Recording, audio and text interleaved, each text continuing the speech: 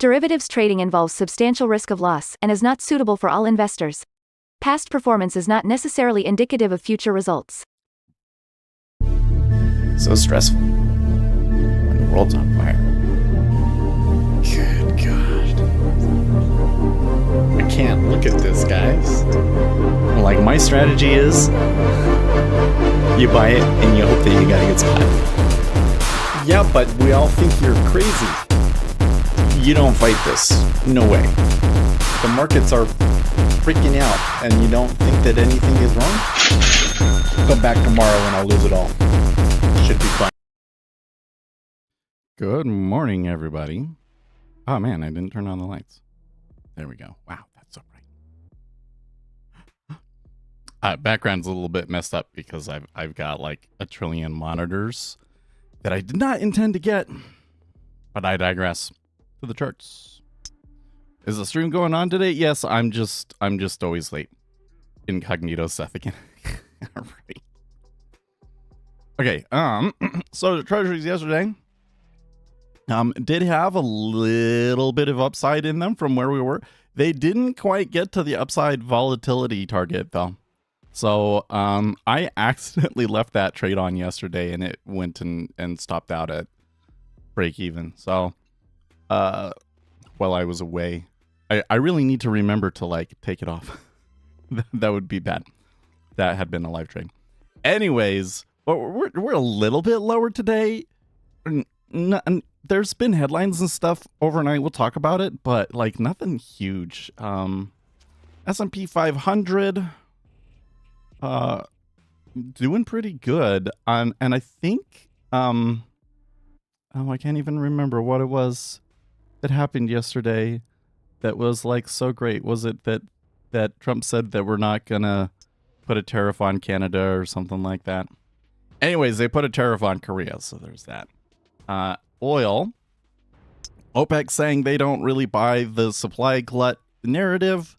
They're down a little bit yesterday, but up a little bit. It's just kind of I don't know. Oil's doing its thing. I'm a little skeptical of it getting back above 62 though. Gold. Well, gold had a pretty amazing start to the week, but they're just holding it right now. It's pretty crazy though. Every time that they try to sell, because when these happen, some of these are hard and fast. Like somebody's trying to get something started and it just never takes off. So gold and silver still doing wild stuff.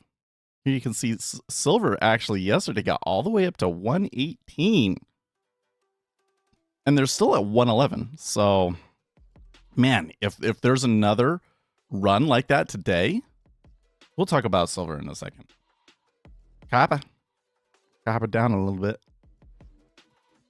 And then the Japanese yen. So, then the Japanese yen, there was a little bit of a jump. Some people think that it may have been related to reports of an explosion in Iran, but I don't think at this point that they think that like action in Iran is happening. I think that the U.S. could potentially do something in Iran, but they're going to get like all their stuff in place first. So it's not time for that yet. It was probably just like a test or something like that by Iran themselves. But this also could have been currency intervention in the Japanese yen, which is why I'm a little bit curious that treasuries didn't really react at all. So there still seems to be this disconnect between the Japanese yen and the treasuries, where the treasuries aren't reacting as strongly to the yen as they have in the past. And then we got Bitcoin still just kind of like not doing much of anything. People are interested in other things, particularly silver. Yeah. So when I came in here this morning to Zero Hedge, I think it was.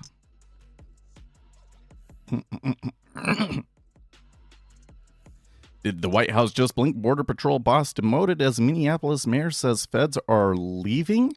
The story that I was seeing this morning was that police moved in to actually arrest protesters. So it seems to me like they have made some sort of a deal that the White House reduces, I don't think completely removes, but reduces their presence, and that Minneapolis starts enforcing the law. Or maybe they actually start cooperating with federal law enforcement, and then you don't need as many people there. I don't know. But oh nope, where is it? Was it this one? Hallmarks of a blow-off top? No, this is a different story. When I clicked, it was a Marketeer story. The Marketeer was kind of like, this can't keep going. But it's really interesting what's going on in silver, because how do I put this? Like, if we compare it to the whole GameStop thing, right? GameStop was a short squeeze. Retail traders realizing that there was some big funds that were short this thing and that they would have to cover, and it was going to be really, really ugly. And so they were all getting in and forcing a squeeze. And I think that silver is a short squeeze of sorts as well.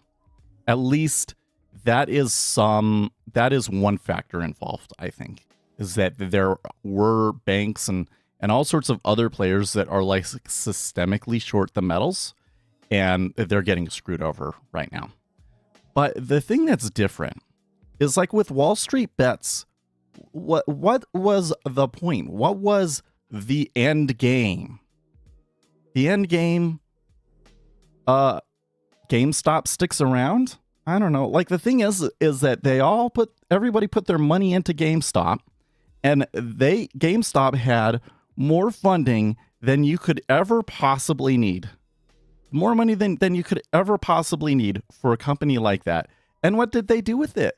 They squandered it. They basically they diluted so all of the people that just gave you money, screwed them over by diluting shares and selling shares and things like that, and then running off with the money instead of like actually making a successful company. And frankly, even if they tried their hardest, what would have happened? I'm not going to go buy my games at GameStop. I'm going to buy them from Steam. You know? So like, there was no end game. Silver is different, because even though it's a short squeeze, there's a longer term play here too.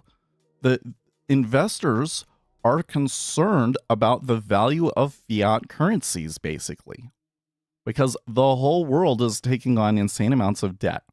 And for whatever reason, this time around, they have abandoned Bitcoin, and they are pushing all into gold and silver. And I think that the fact that silver is up so much shows you that it is kind of more of a broad-based retail thing, because the retail players, they really want to get their bang for their buck, and so they go into silver, right?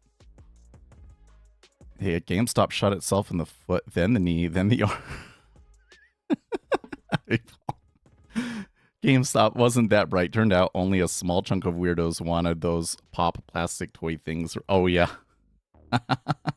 Well, but do you know that there's like this whole store now that has little figurines, kind of a similar sort of a thing, and it's like super popular. Like they made one in the mall here in Utah, and there was like a line all the way down around the corner, and like it's always full, and I'm like, what the heck? This is stupid. I digress. I do think that there's a retail component at play in silver, but kind of the thing that the way that I feel about it right now is I do feel to some extent that maybe they're getting ahead of themselves a little bit over in silver. But I also think that over the course of the year, that it probably still has legs. It's really hard, because something like that can just fall apart so quickly, right? Gold's just going to crash 80% tomorrow, and I'm going to be like, well, I should have sold. But I think that the conditions that are driving silver are going to be here for a while. And I would expect that probably we get another haircut maybe not this week, but maybe in the next month, maybe in the next 30 days, we get like maybe a 10% haircut or something like that in silver. And then it just continues to trudge along. And the thing that I'm going to be looking for is like, is this really a top in silver? Is broad-based mania like GameStop, where everybody's talking about it, everybody's getting involved. I see everybody on Facebook talking about it, that sort of a thing.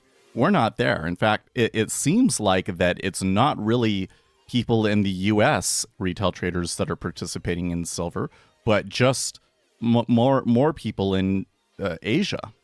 So if like a mania starts in the United States, think about how far silver could go in that situation. Interesting. That was a block sell at 23.5. So there is a large buyer. He was sitting there with icebergs really close, thinking that he wasn't going to get filled, and then somebody sold it through him. That might. I'm thinking in this situation, I'm not expecting any huge flows. So I think in that situation, somebody is willing to sell it that hard that we'll probably get like 10,000 contracts net decline and might go back down to the lows. I don't want to take a trade on it because I don't think it's going to be that strong of a flow. I don't think that the reward is really into it. Okay. Let's see. A Rocks Neutrino, that signal group stuff got found out, and that forced Walls to make a deal, question mark. It gave Trump leverage for sure. You know, I think there may be something to that. I mean, we'll probably never know.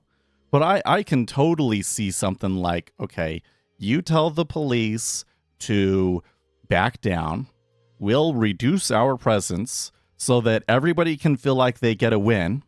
But maybe they still get deeper concessions. Like I think the deeper concession would be actually cooperating with federal law enforcement and helping them. Because if they were sharing information, and when they catch a criminal that is here illegally, they hand them over to ICE and that sort of a thing, then the surge would never have been necessary in the first place, right? So if the administration gets a concession like that, then it's totally a win for them.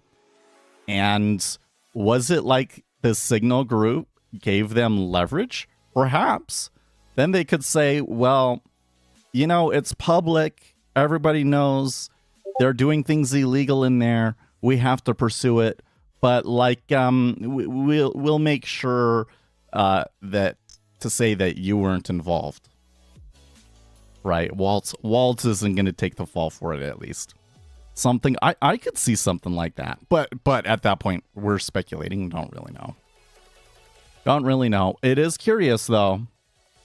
But let me see if I can find it here.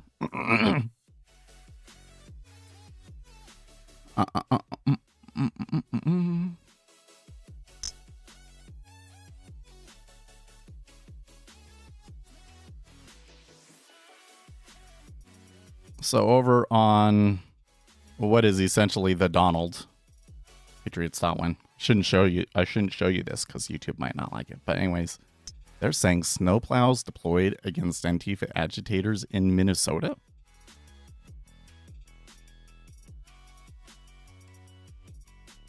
Let's come to Rising.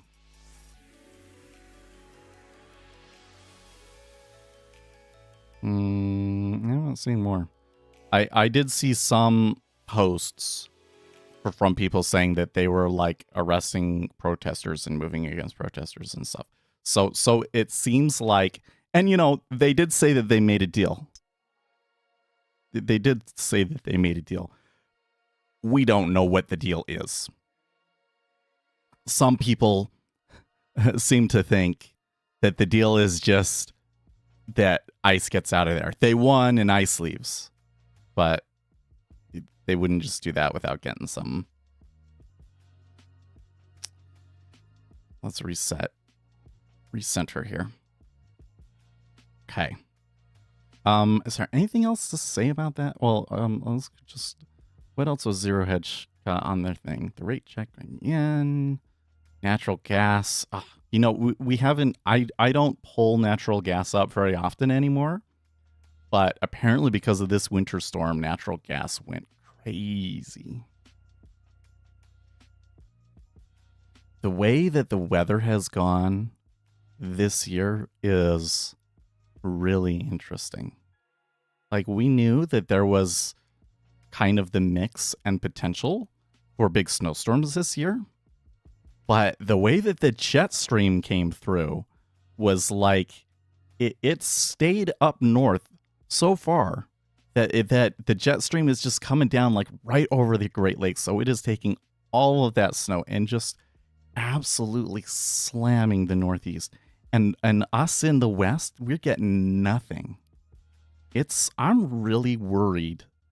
I think the thing that makes me nervous about it is that I'm not really seeing anybody talk about it. Normally I would see stories like panicking, but I'm really worried about drought this year.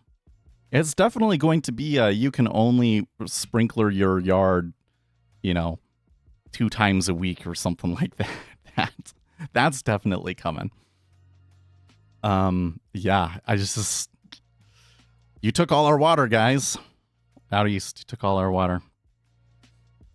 Oh man. Oh, I know what I should talk about the monitors. Can I tell you? So I got this deal.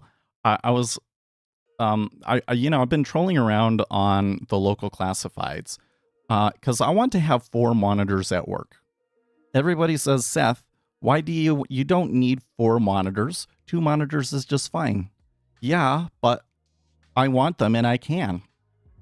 So I'm gonna give myself 4 monitors at work. Actually, I really think at work that 3 monitors would be beneficial. And, you know, I can just put stocks up on a 4th or something like that, right? So this is what I'm going to do. And I'm thinking, like, if I can get, my current setup is, like, just 2 next to each other, right down the center. So if I move that over, so I got 1 straight facing me, 1 to the side, and you got 1 on top. We can put stocks on that one. And then I want 1 on the side, tilted to the side, so that to research stocks, or not to research, to put like my text editor in, so that you can see more text. I think that would work because I usually split it halfway down the screen. But if I could do it like that, could see more, I think that would be useful. Yeah, so I want to do that. So I've been looking around and you know, because most of the stuff that I was seeing was like in the $200-300 range, just for 1 monitor that was decent. And I found somebody that had exactly what I needed for $350, but it included this ginormous monitor, like a 32-inch. So I ended up with this 32-inch LG monitor, and I don't even know what I'm gonna do with it. Like I showed my son, or my stepson, I guess. I should differentiate them because I got 3 sons now, right? That's crazy to think about. I have 3 sons. Wow. Anyways, he was like, no, I can't fit that on my desk. And he wants to keep the high refresh rate one. So it would only be as like a secondary monitor. There's definitely not enough room over there for that as a secondary monitor. So then the other thing that I did was I found a computer, because I wanted another computer for the boys to play Minecraft on. Like, they'll go down there and they'll play Minecraft, but they won't really play it because they don't both have a machine. So if I had 3 computers down there, then each boy can play Minecraft together. All 3 of them, right? That would be great. And so I found one, and I go there and I pick it up. And the guy's like, so are you like just one of these crazy people that like need tons of monitors or something? Like, because I was wearing my, you know, my business shirt and whatnot. I was like, well, no, but I do need 4. but when I go to pick up the computer, you know, I put all the stuff in, and the guy is like, okay, and we just got to take these last 2 monitors out. Oh, you were going to give me all 3 monitors? I thought that it just included 1 monitor. So I got a PC, 3 monitors, the mouse and keyboard for like $250, which I think is a pretty good deal. Because, like, given the specs, I was seeing similar stuff out there. Just the PC itself was worth more than that, right? But the result is I've got like 3 1080p monitors that I have no need for, and a gigantic 32-inch monitor that I have no need for, and I do not know what I'm going to do with them. Probably the 1080p ones I can just sell for really cheap. Send the 32-inch this way. You know, if you pay me, I could ship it out. I sit in front of 4x27. You know, for trading, I think that if I had a 4th monitor for trading, that it would probably just be a distraction to me. Plus, with the issue is that I have like the speakers and the lights and the camera and all that, so I can't really do the 4 monitor setup here at home. But I think at work it'll help. And I'll be the only person that has anything like that, so that'll be interesting. Not afraid to stand out, I guess. Madi says, I thought you did not chart. Well, I still want to know like what's going on in the market while I'm at work. Even if I can't, well, I probably could set the order flow up at work, but I think that would be too distracting. I'd rather not do that. So having a chart up, I can put a chart up with like the company's stock and a couple of other market movers, and then other people walking by, they'll see it. That'd be interesting. It can maybe start some conversations. It'll be fun. I got this thing. So I want to make a second channel because some of the videos that we've done that have done the best were like hardware videos. So I think that if I made a separate channel, and the thing that I'm realizing is that the computer hardware that is focused more on a business use case, but is like still high-end stuff. So like having a ton of monitors, or the KVM switches, or a really expensive docking station, right? Like there's definitely a market for that, and there's not as much competition on YouTube for that. So I think it makes sense for another channel. So I think what I'm going to do is I'm going to make a second video about the really crazy docking station that my last hardware video was about. Because now that I've been using it for a while, you know, it's pretty cool. It's pretty cool. I don't know if I really need it, but it's pretty cool. And if you have that specific use case, then you go for it. Let's see here. He says, I only trade off of one screen, though. I run NinjaTrader with charts in 1, DOMs, and 2 E-Trade platform. Yeah. I absolutely don't have the money right now, but have you seen the ones like the 52-inch wide monitor? I would love that, but I want one of those giant monitors that has multiple windows on one screen. Yeah, so they're starting to make monitors. They're like weird sizes and stuff. I haven't seen one yet. Well, actually, I have seen one that is like the width of 3 27-inch monitors together with the curve. The thing that I'm finding interesting, though, is that they're starting to build the KVM switches into the monitors now. That's cool. I think I would upgrade to a monitor like that if it wasn't for the camera, because I have this one screen. I push this screen down so that the camera can see over it, so that you can still see me at eye level. Otherwise, it would be like you're looking down or you're looking up at me. So, yeah, is what it is. I think I'll leave it this way. At some point, I'll probably replace this center 27-inch monitor with a higher refresh rate, but not unless there's like a really high-end game that I really want to play. And with the way that things are going right now, both with like the amount of time that I have to even do those things, getting older and not having the reflexes as much, and nobody really makes those kinds of games anymore anyways, I don't necessarily see myself doing that. So I may just stick to what I've got for a decade or so. Okay, but Uzi reminded me I was kind of looking around, and Fidelity has a new charting application.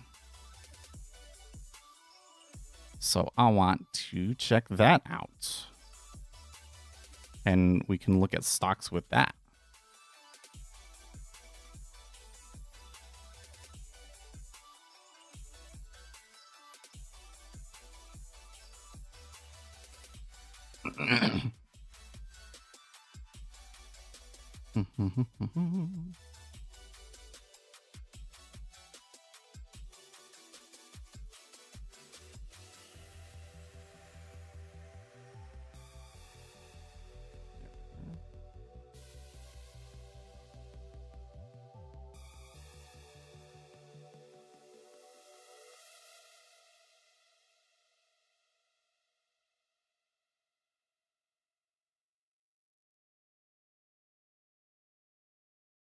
What are y'all's next recommend? Screens next to screen or screens over screens?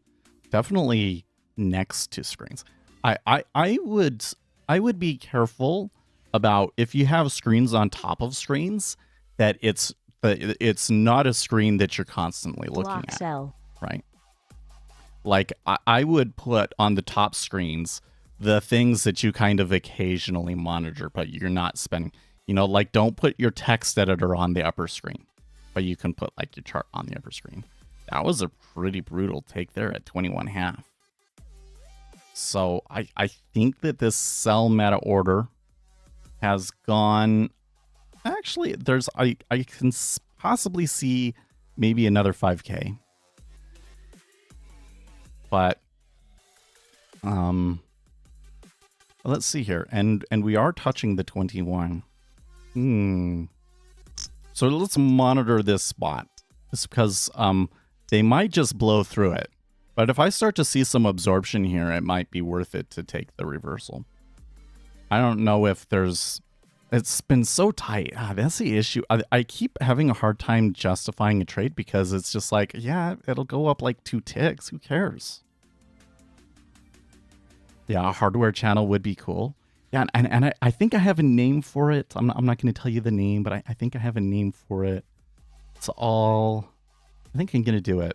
But, like the part of the impetus for it was, that I got all these monitors and I'm going to have it all set up and stuff. So I got a couple of other things I want to review. I want to get the really nice keyboard. And, what else? There was another thing. It's just part of it is that I'm realizing we are in an unusual time now because the computer hardware is going to cost a lot more. And the monitor technology is changing really quick. Like people are going to have questions and I am really am one of the best suited people to talk about that. Ironically.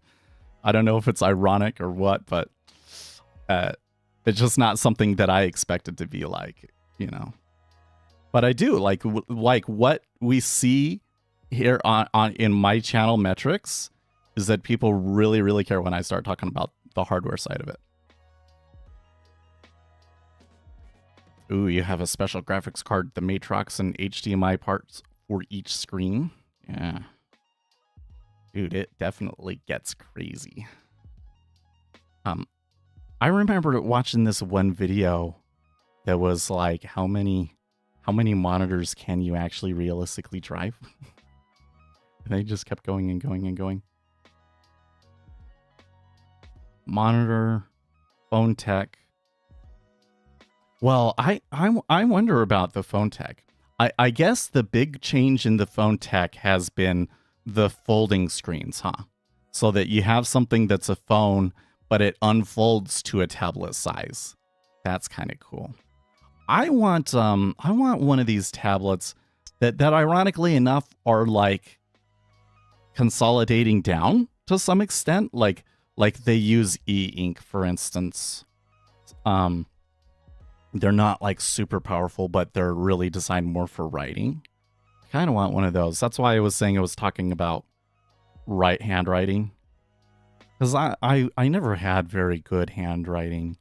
And I find writing, even for a small amount of time, kind of hurts my hand. And it gets really messy, and I can't go quickly enough to keep up and take notes live. So I'm sitting here like, well, if I get this thing and then I'm in all these meetings taking notes with it, but then my handwriting is terrible. So that's why I've kind of been like, okay, let's practice. And if I'm writing enough, then I can justify getting a tablet like that. Yeah. But I also think, and gamers gonna hate it. I hate it. I despise it. But it really seems to me like we're moving into a place where for a lot of applications, it makes more sense to have a virtual machine in the cloud than it does to have your own hardware. For gaming, I really think that latency, you want that latency, that low latency. Like I think that they've shown pretty conclusively that even a few milliseconds of lag introduced by your mouse and your monitor and everything else in that pipeline does make a difference, especially if you're doing like a competitive shooter. But from what I've seen, that's not most gamers anymore. So probably a lot of gamers can just do it on the cloud. But we'll see. I haven't seen a cloud offering that's really good enough yet. And maybe we'll never get there. But it looks like they're going to try again. Remember, there was like Google had a product and like there's all these different products and then they all failed. They're going to try again in 2026. You watch. Fun fact, the part of the phones getting super cheap and easy is screens, just like TVs. Even the cheap, nearly knockoff phones are now getting OLEDs these days since it's so cheap. Battlefield 6 is very nice. I wish I had the PC for it. Yeah, that is the game that I should be playing if I was playing a game is Battlefield, huh? But I got too many other things vying for my attention right now.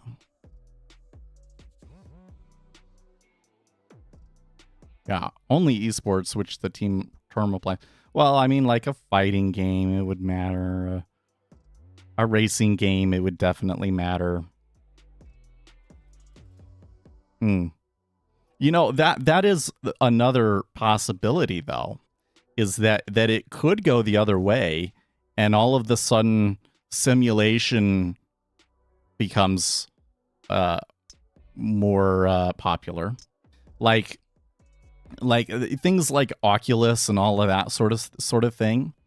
You know, like they had their original Rise. I remember we got an Oculus for the kids, and for the first week it was like there had to be a sign up sheet and timed turns and all of this because they all wanted to do it. But then after a week they just completely forgot about it. You know?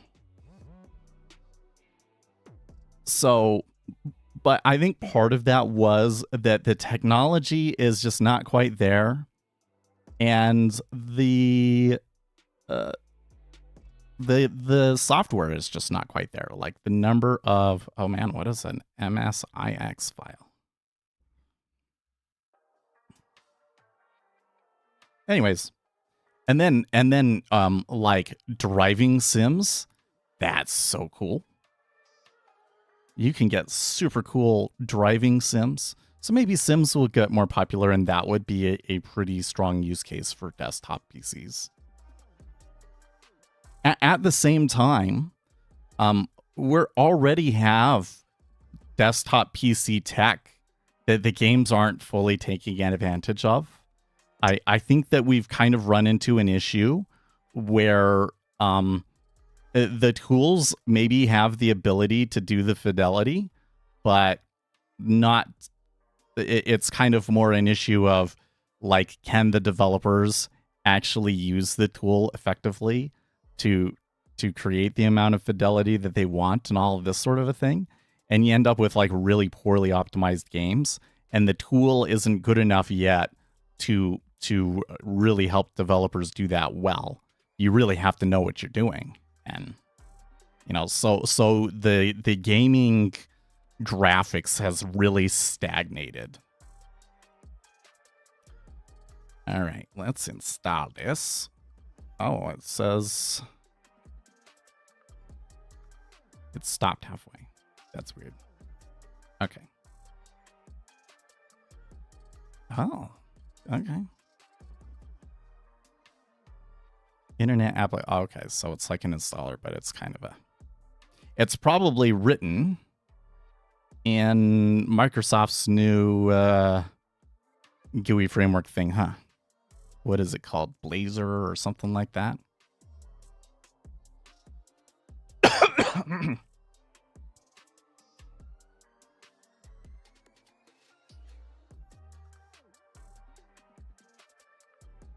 Let Fidelity access your camera? Okay. That's interesting. Okay, hold on a second.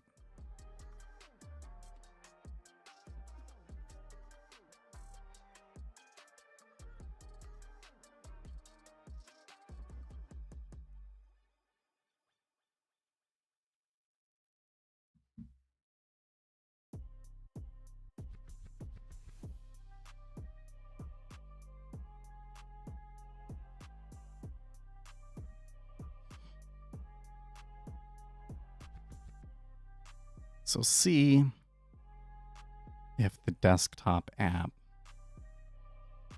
is any different from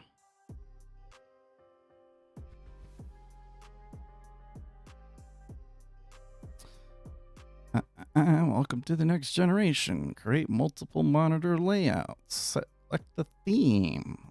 Customize the toolbar. Link tools to update them. Okay, well, I think I'm gonna just close everything and then not know how to open anything back up. Okay, chart. There we go. Chart. And oh, what is going off today, huh?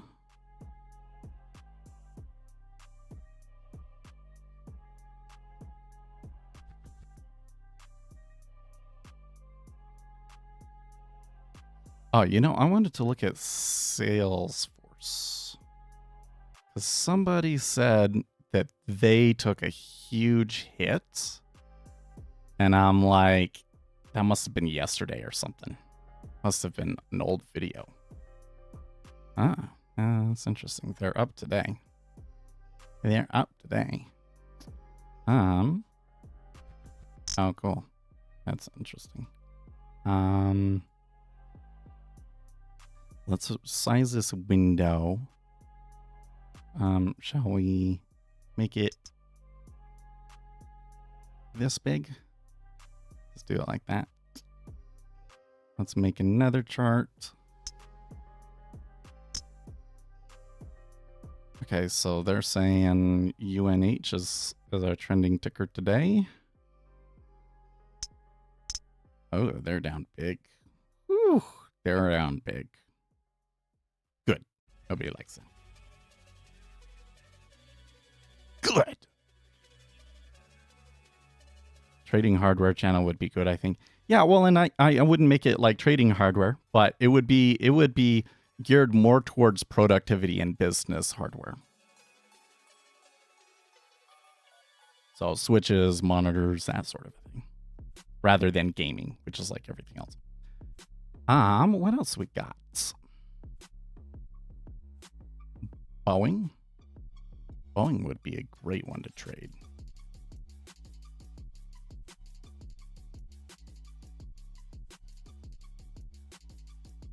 What are they doing?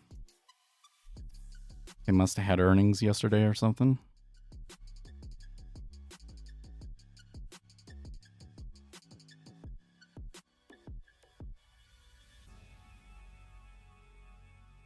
How about that? They're not completely equal. You know what? Pull out the ruler. Pull out the ruler for Windows. Take it to the side here.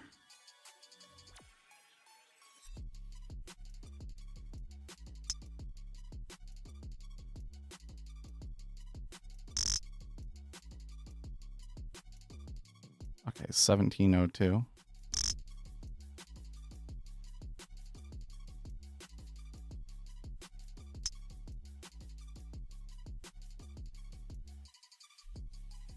By 3 equals 566.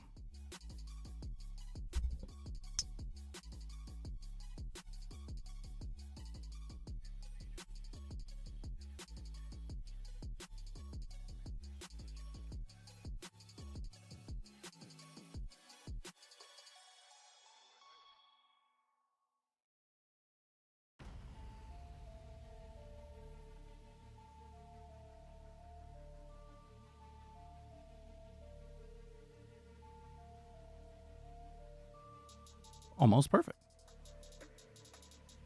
Okay.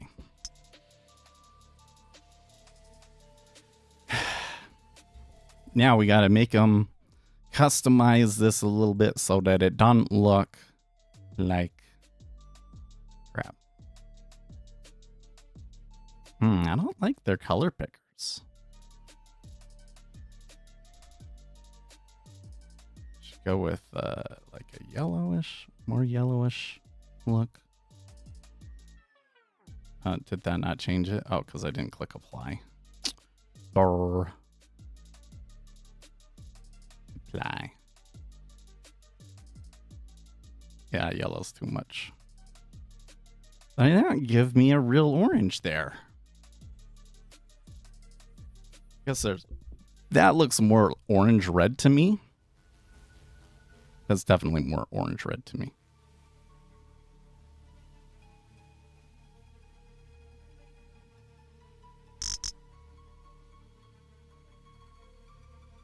Fidelity. This is unacceptable. Well, I guess we're stuck with orange-red. Actually, no. I think we'll do this one in the yellow. Is that what I want? Yes. The yellow is better. The yellow is better. But I would prefer...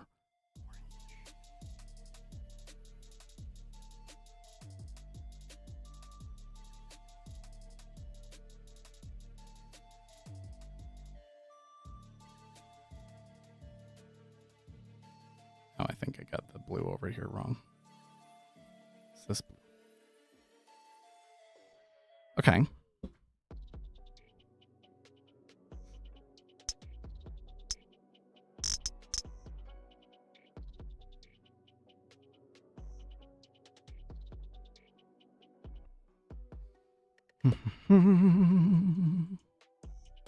Looks like Salesforce is up today. Let's go around. Are there tickers you want to look at? Oh, is there level 2 data? Yes, there is level 2. There we go. There's for Salesforce. I mean, you know, this kind of, you know, what is the bid and the ask size from the major brokers sort of level 2 though. Still, it works. Oh, that's interesting. I wonder if those shortcuts are just for like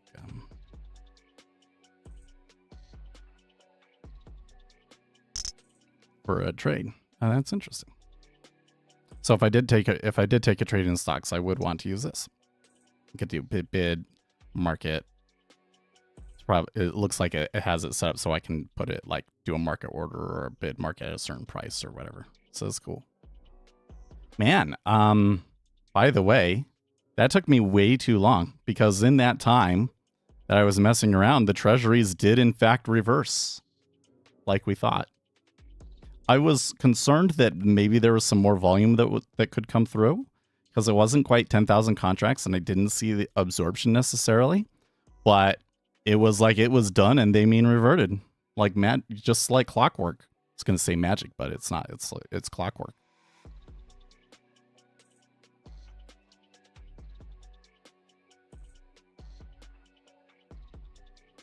What else? Oh, the other thing is we can do the options chain. Yay!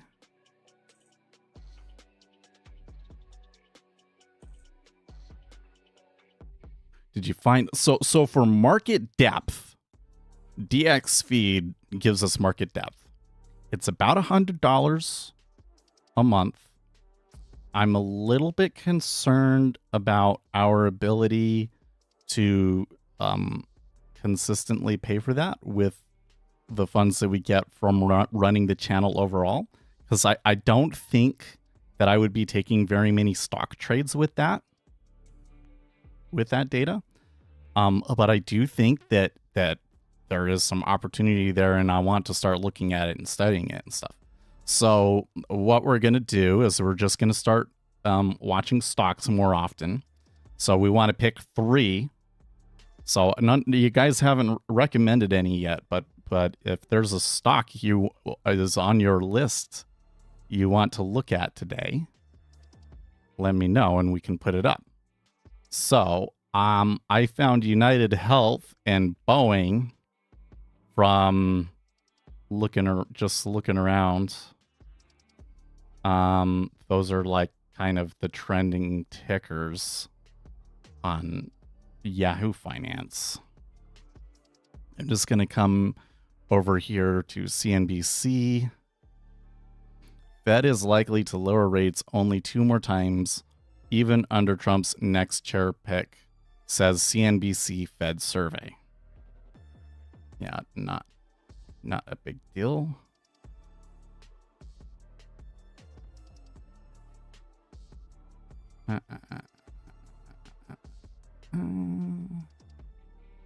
Tuesday's biggest analyst calls.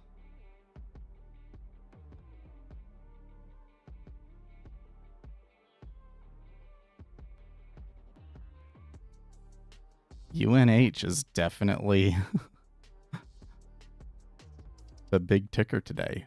Oh, Atlassian is moving, huh?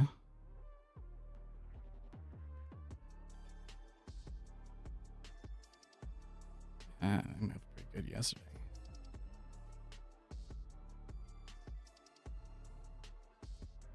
It says that it's up. This thing says it's up 5%, but I don't think that that's true. Datadog. D-Dog. Ooh, okay. They're up a little bit more than that.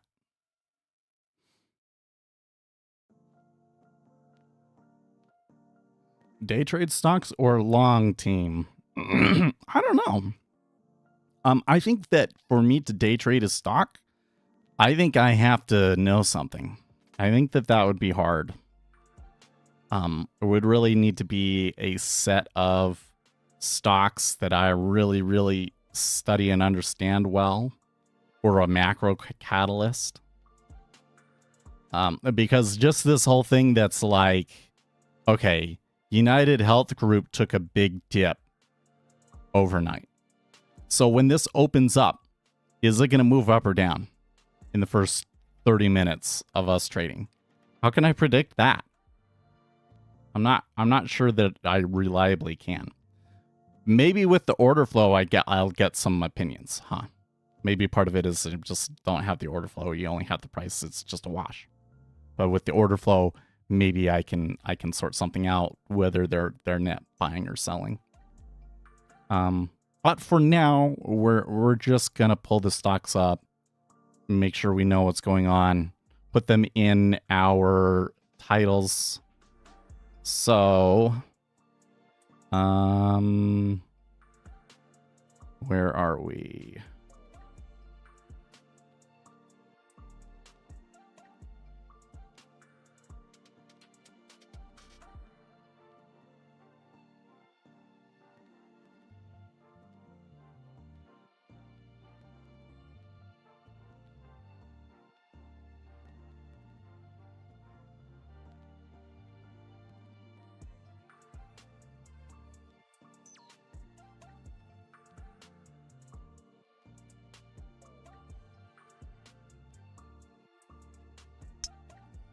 All right. Anyways, maybe I would be more likely to do swings. I am a little bit more interested in swing trading. But I am definitely more of the buy and holds. I have a portfolio that I buy and hold. That doesn't mean that I don't do any work on them. I'm constantly monitoring them, trying to learn as much as I can about the companies and like read all their press releases and stuff like that. So that if there's a change in the company that justifies getting out of the position, I can. But time in the market beats timing the market for sure.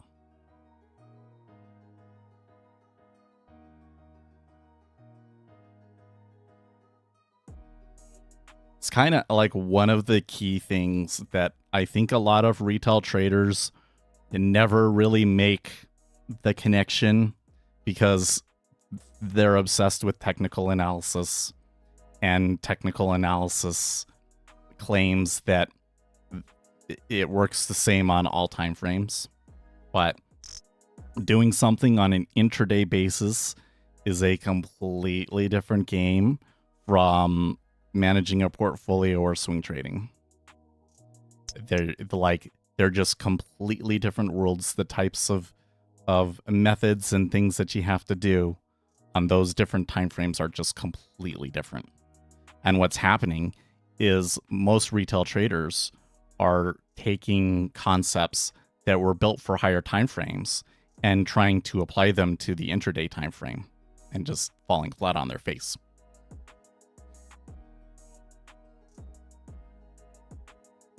Well, we're not quite to the kind of like the area where there was the most volume overnight. That's 25 half. They just barely kissed it.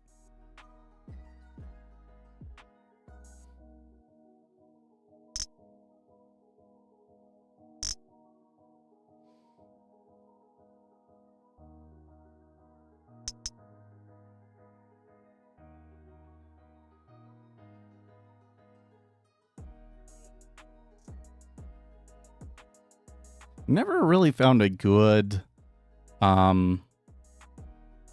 tool to show me, you know, what are the trending stocks on social media right now.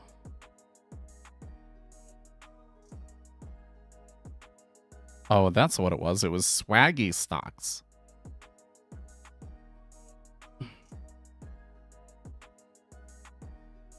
Well, I don't know if Salesforce... Is that useful? I don't know. I think United Health is one that we definitely want to keep. But probably there's more people messing with SLV. Just actually doing some wild stuff overnight. Let's change that.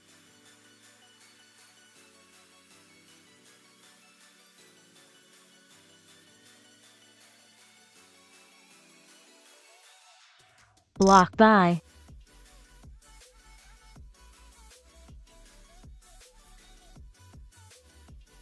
Put this into trading. How big was that? Oh, wow. Okay. Well, I'm a little bit suspicious of that one, to be honest. Oil is moving. They kind of peaked off. Oh, by the way, I need to make sure.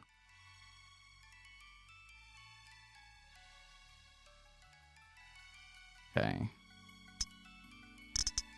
Looks like there was a slight market imbalance to the sell side, so. Is the Japanese yen moving with this treasury move? Yes, it is. Japanese yen is moving. The spreads aren't moving too much, but if there is an overall direction, it does seem to be a steepener. There's definitely some buying through this leg, though. We didn't get as much shorts as we thought. We're getting a net now, almost 20K net.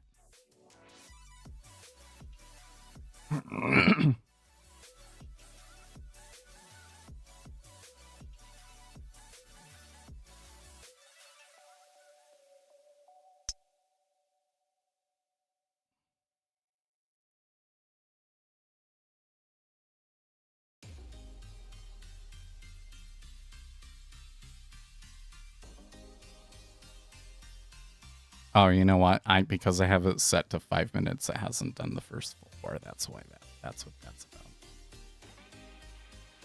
about. Or what other settings do we get? Display high, low, price, and view.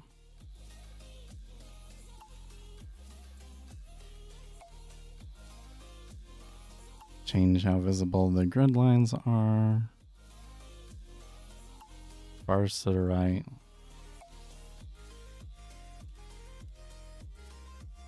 Do like a little bit more space to the right there.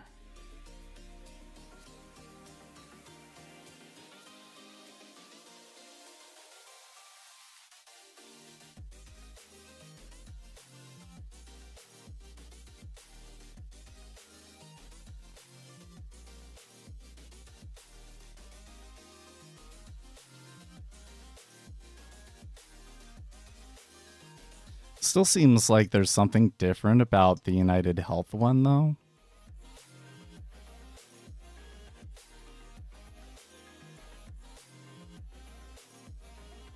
You know what? The yellow's bothering me.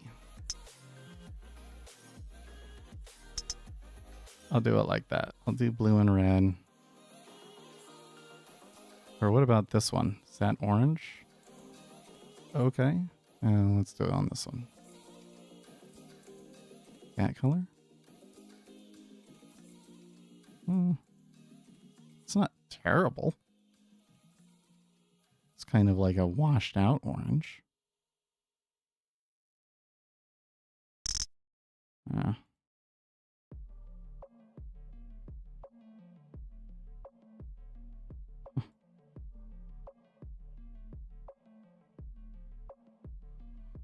Do you feel like that's kind of the closest to orange?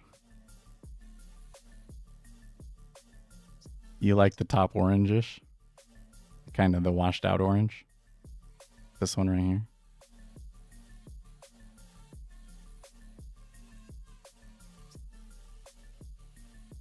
It's kind of weird to me that, cause like blue and red, I don't think looks as great as blue and orange. Whatever.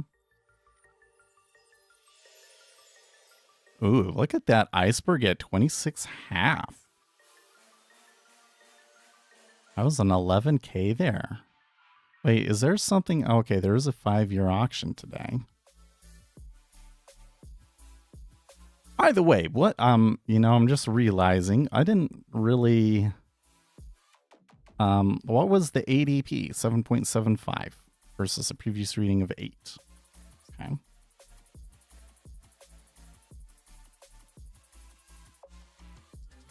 And we got what? Consumer confidence at the top of the hour.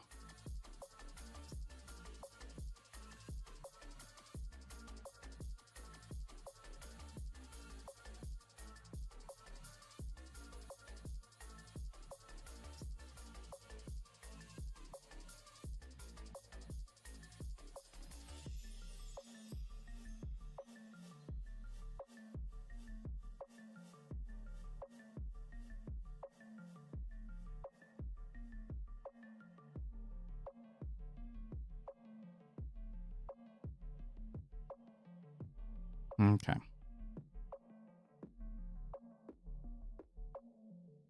And we'll put the swaggy stocks up there. Save that.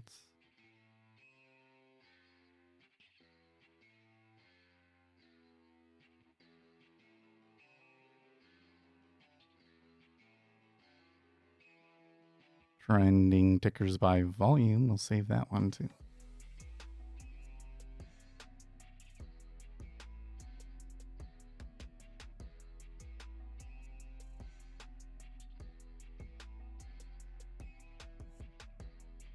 HUYA. That's an interesting one. Whew. Look at that jumped. Look at that jump.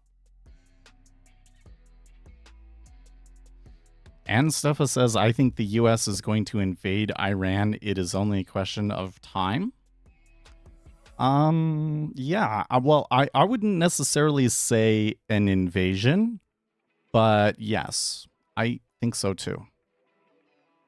I think Trump, as on a foreign policy perspective, is just kind of fed up with the state of affairs and is just like, I'm just going to fix everything.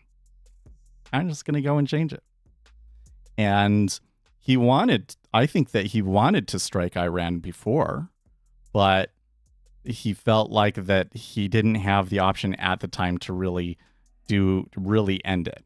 Because I don't think that they want to put boots on the ground over there. I think that they just want to destabilize the regime enough that the Shah comes back in.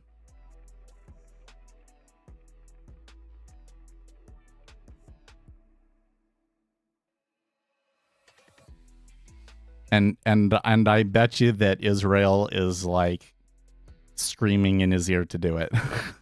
You know?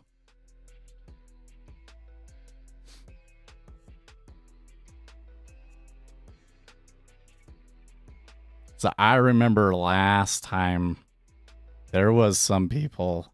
Ooh, okay, I like this. Ape Wisdom. Oh, did I add that? Did I? Trading, trending stock tickers, Ape Wisdom. Okay, yeah. Because the Ape Wisdom one has United Health on there.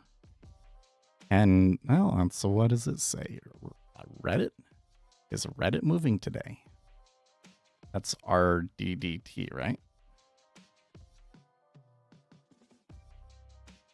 Ooh. Ooh. They're moving. Okay. That's it. That's our set today.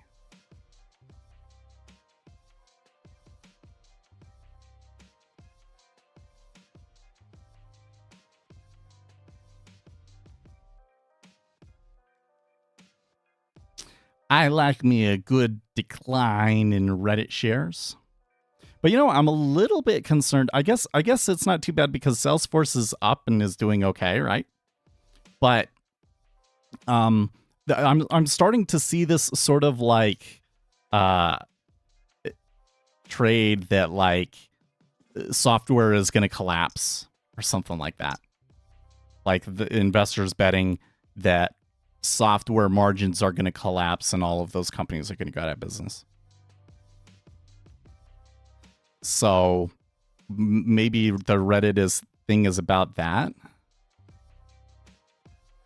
But I bet you there's a news headline on Reddit. Like they must have had earnings or something last night. Okay. It was an analyst call. Reddit stock fell 9% Tuesday after Cleveland research analyst Ross Walthall issued cautious comments about the social media platform's growth prospects, adding to negative sentiment around the company. Walthall's report highlighted concerns about moderating growth forecasts for 2026, citing a slowdown in new advertisers and less conviction about scaling up spending from existing clients. Large U.S. partners appear more likely to reduce forecasts, though European and smaller agencies maintain steadier outlooks. The analysts also warned of increasing competitive pressures facing Reddit. Our research was less optimistic on the pace of growth into 2026. We saw reduced forecasts from large U.S. agencies, somewhat offset by steady outlooks for European and smaller U.S. partners. That's interesting. So they're kind of saying that, like, Reddit's popularity in the United States is declining. But not in Europe. That is interesting, isn't it?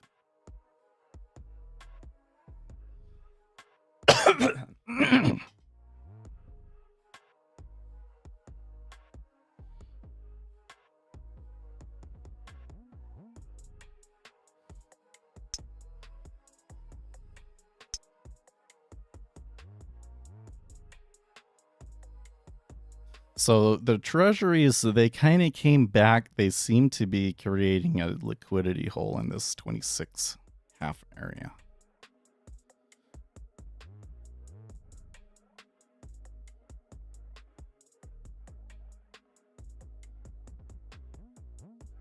Well, either way, I love to see Reddit stock down. I must renew my efforts to not use Reddit and only use Dig. You guys trying Dig? Do you think there's going to be yen intervention? Well, there's some reason to believe that it happened this morning. Because we got this spike here. This was like, oh, the Federal Reserve is doing rate checks. This was like, we assume people panicking about them doing rate checks and intervention. And this was just a spike. Was that intervention? I mean, in the larger picture, it kind of seems like a nothing burger, doesn't it? But it was a big jump. But there was some reports about an explosion in Iran around that time. You would think that if it was that it would give it all back, but I don't know. Either way, something happened in the Japanese yen this morning. Kind of curious. And Steffa says I fixed the bug with the tick multiplier. Okay. Probably don't have enough time to test it today, but tomorrow. A Redditor finally leaving the cult. But here's the thing, Apol. I have hated Reddit from day one. From day one.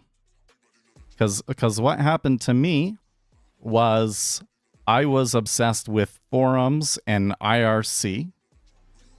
And then the whole 09 F9 or whatever it was meme happened, where they broke the encryption on CD encryption. And that was all over Reddit. That was all over Reddit. Not Reddit. That was all over Dig. So that's how I found out about Dig and started using Dig. And I was like, I wanted to make a website. I wanted to make like my own website sort of thing. So I thought that, you know, being able to market and push things on Reddit would be a thing that I needed to do. So I was trying to build connections and increase my authority on Dig. Right. And then Dig went the route of like partisan craziness, where every story was about Barack Obama and it was just crazy. It was pure social media manipulation. Everybody knew it. And when that happened, all of the conservatives who were a little slow on these sorts of things were like, oh, we need to do that too. So when conservatives started to use the same tactics on Dig, you know, like the liberals got really upset. It was like this huge conspiracy there. So they never for a second thought, oh, we've been doing this whole time. No. And so a lot of liberals left to the competitor Reddit, because over on Reddit, their moderators had basically full control. By the way, this chart doesn't seem to be updating correctly. Maybe I just need to make it a 1 minute chart. There you go. There you go. Oh yeah. Look at United Health Group. Oh, they hate that stock. They hate that stock. Anyways, so Reddit started to become more popular than Dig. And then two things happened after that. One was Reddit created communities so you could create a community about anything. Because one of the problems on Dig was there's only so many categories and you wanted to get more specific stuff you can get. And then Dig kind of like screwed itself over. Block sell. I think it was Microsoft tried to buy them. They said no. And then they like changed the website in ways that everybody really hated, and Dig disappeared, and then eventually they sold it for crap, right? So now they're remaking Dig. So I have always maintained that Dig was a better website than Reddit. Like, yeah, Reddit, subreddits is a cool thing, but that was the only thing that they had on Dig. Dig always had the algorithm was way better.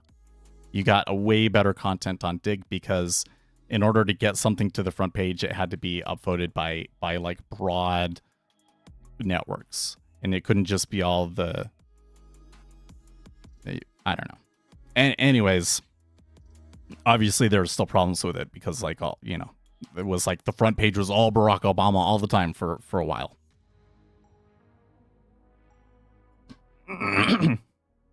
So I've always hated Reddit, but I'm just addicted to internet forums. And Reddit is basically like the only internet forum now.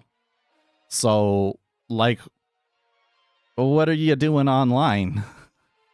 If you're not reading Reddit is kind of how I feel. Like, you could get online and you can read the news. Some, you know, do a couple of those things. And then, you know, that's like 30 minutes and then you're done for the day. You don't need to be on the computer, right? Like to really be the kind of hyper nerd that's sitting there for like 8 hours a day, you're probably reading and commenting on forums. So is it an addiction? Maybe it's an addiction, but that's why I post on Reddit. But I absolutely despise the website. So that's why I'm like, all right, don't pull up Reddit. Pull up beta.dig.com. Let's see, what do we get? Oh, I need to log in here. I think I logged in with my Google.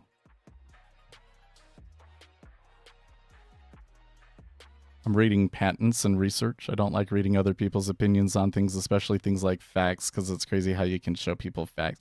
Yeah, well, you know, I am not so much into the political debates. I mean, I have to get an idea of what other people think, and I do think that that's one of my advantages. But it's definitely turned into like people just want to go into these black holes of political engagement that you know, I don't think is good for you. Did you ever throw in I did. So, man, we needed to do this today. So yesterday, there was an issue, and I figured out what that issue was. So I fixed that. So I can send you that at the very least.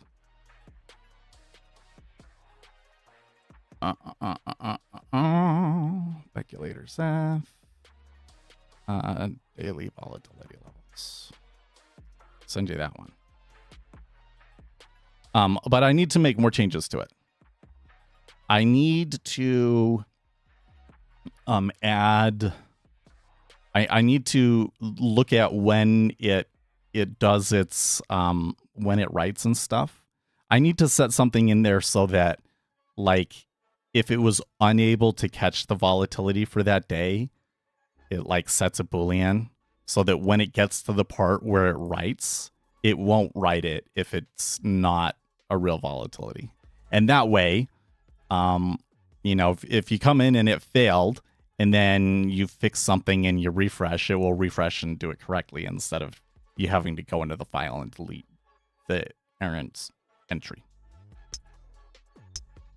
So that's a bit. The override option, though, is pretty simple. I'm going to need to make that a little bit more complicated too. I can show in there, like, is it a future? So if it's not a future, like, don't add the month code onto it, right? So that's another little tweak that we can make.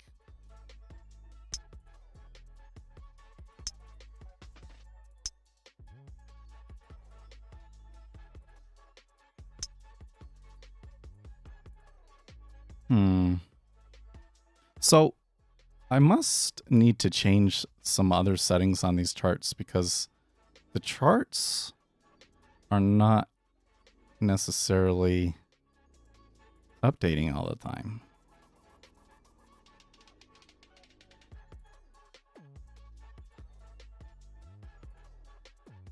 See that? It's like it's stopped updating. What's with that?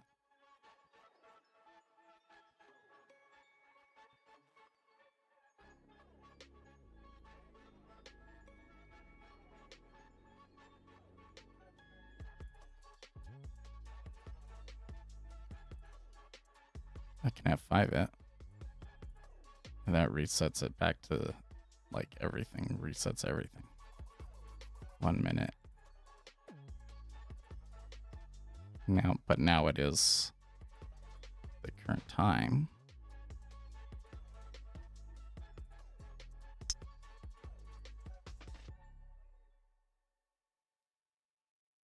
Let's go into these settings.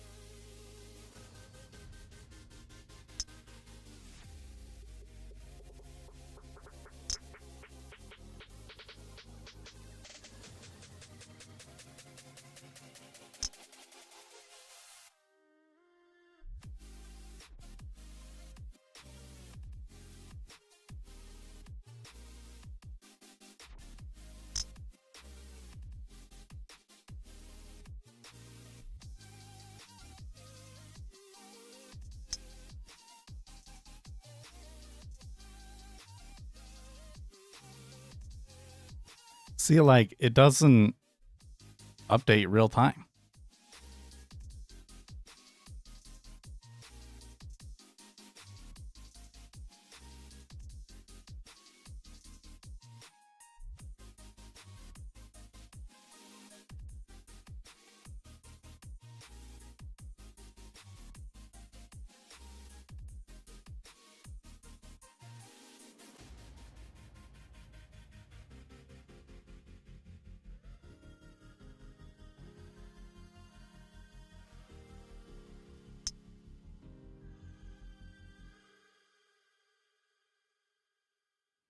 Let's ask ChatGPT.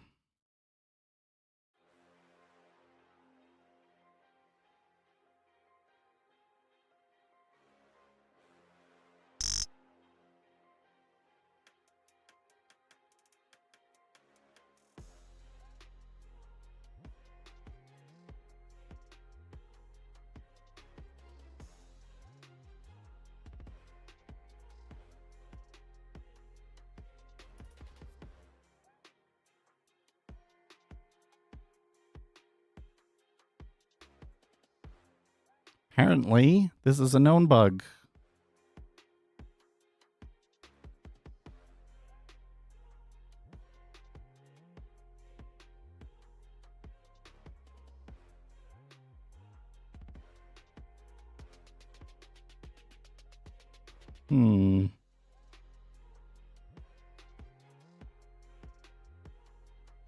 Might be a fidelity thing.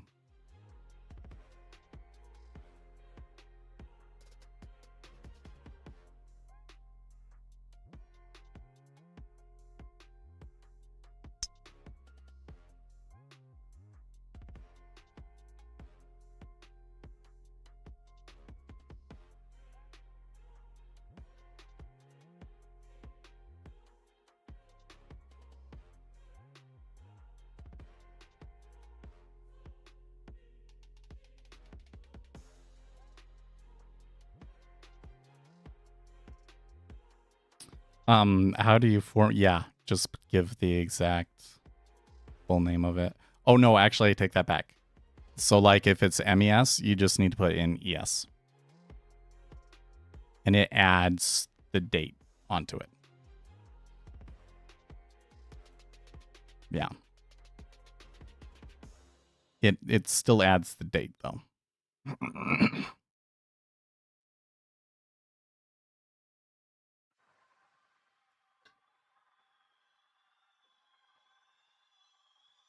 I need to, that's another thing, is I'll need to add a setting that says don't add date, or add date. Add date that's checked by default.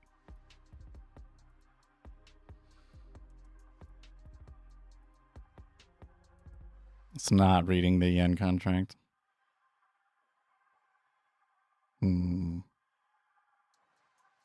enough time. Here I have it working on MES.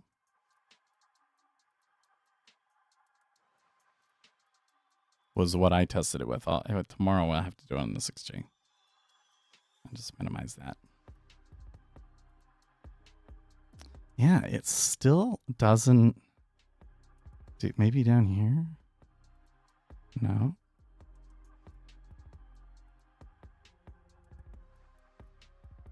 Your streaming data connection is up and up to date.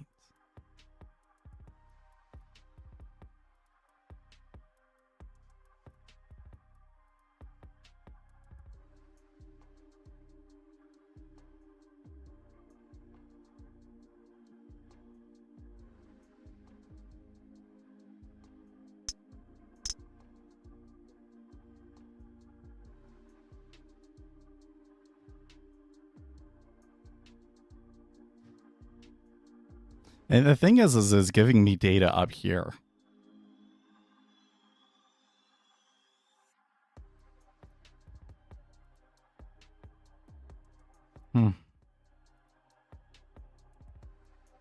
Well,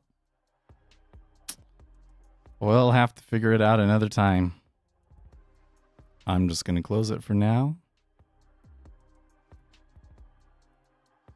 We'll figure it out tomorrow. And I'll look at the yen tomorrow too. Should be able. What do we have tomorrow? I haven't even been looking at. Let's see here. Forex Factory. The week. I guess because I don't expect there to be a whole lot this week, right? Well, tomorrow.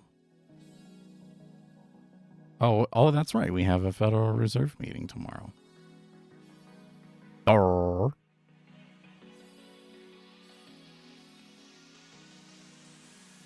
And then core PPI on Friday?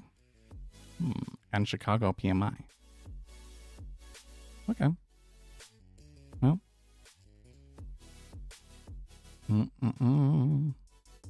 Give one last check of the news here before we go.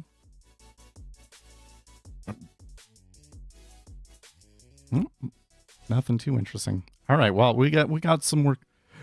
I really got a lot of work to do. Won't be doing any of it tonight, but tomorrow maybe will be a better day. Yeah, so anyways, but I will see you guys tomorrow morning, and in the meantime, stay excellent.